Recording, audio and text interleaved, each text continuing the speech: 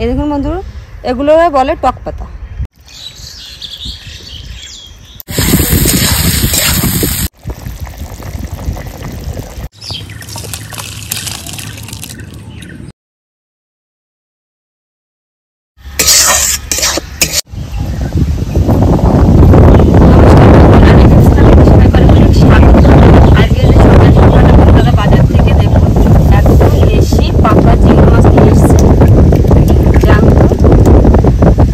শরীরের পক্ষে উপকার। তো বন্ধুরা, জিওল মাছটা সবসময় আমাদের শরীরের পক্ষে উপকারিতা দেয়, কারণ সবসময় শরীরের রক্তের পরিমাণ বাড়ায় এটা খেলে। আর এই গরমে তো প্রচুর গরম, এখন এই গরমে এই মাছের পাতলা ঝোল হবে, একদম টাটকা জ্যান্ত মাছের পাতলা ঝোল। তো বন্ধুরা চলুন প্রথমে মাছটা কেটে নিই। আগে প্রথমে দেখুন কত দারুণ মাছগুলো।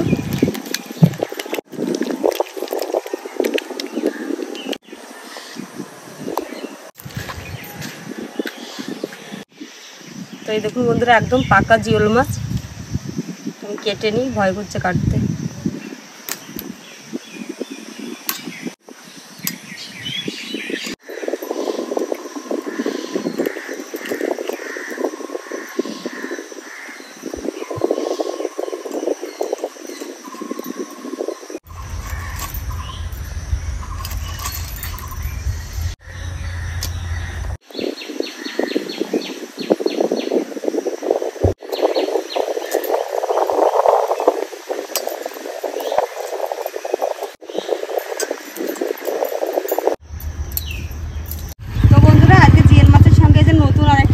থাকবে, এখনও এইরকম জিনিস আমার রান্নাঘরে হয়নি, তো আজকে আমি প্রথম করছি। কিন্তু আমাদের বাড়িতে প্রচুর খাওয়া হয় এগুলো।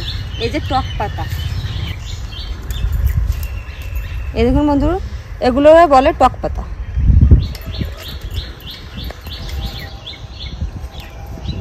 এগুলো কিন্তু খেতে খুব টেস্টি হয় রান্না করলে। চলুন আমি কীভাবে রান্না করছি তো সেটা দেখবেন। প্রথমে তুলে নিই গাছ থেকে।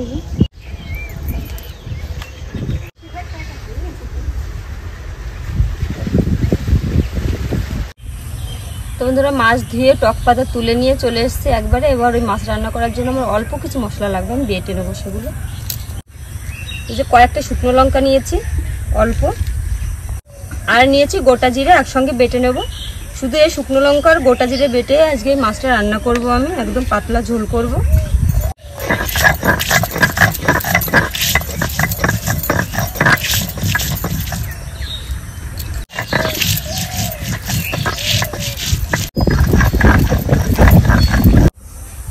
আমি মাছে অল্প কিছু মশলা মেখে নেব। লবণ, হলুদ গুঁড়ো, বেটে রাখা জিরা, শুকনো লঙ্কা, সরিষার তেল, সব কিছু দিয়ে সুন্দর করে ম্যারিনেশন করে নেব।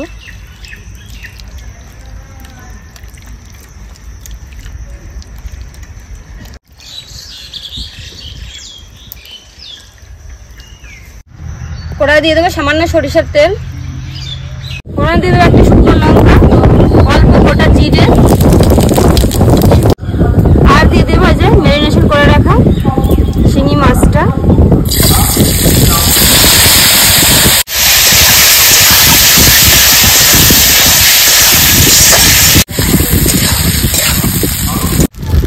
সুন্দর করে 2 থেকে 3 মিনিট আমি নেড়ে চেড়ে নিয়েছি। মশলাটা সুন্দর করে কষানো হয়ে গেছে। এবার দিয়ে দেবো জল। যে মশলার থালায় আমি করেছি, মশলায় জল দিয়ে দিচ্ছি।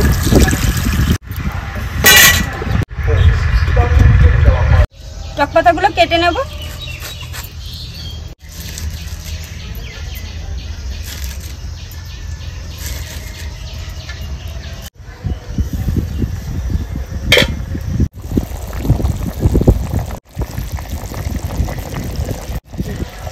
কয়েকটা কাঁচা পাকা লঙ্কা,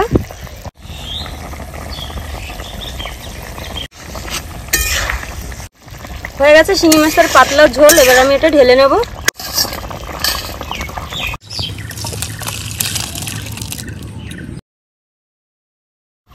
কড়াই দিয়ে দেবো সরিষার তেল,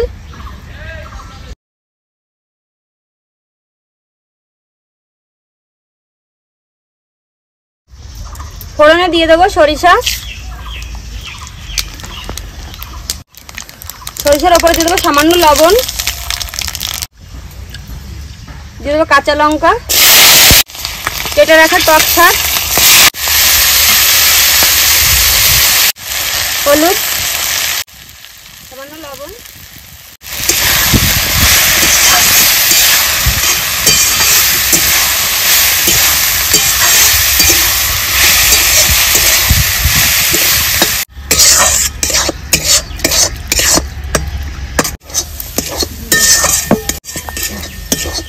এই দেখুন বন্ধুরা টক পাতা এই যে হয়ে গেছে।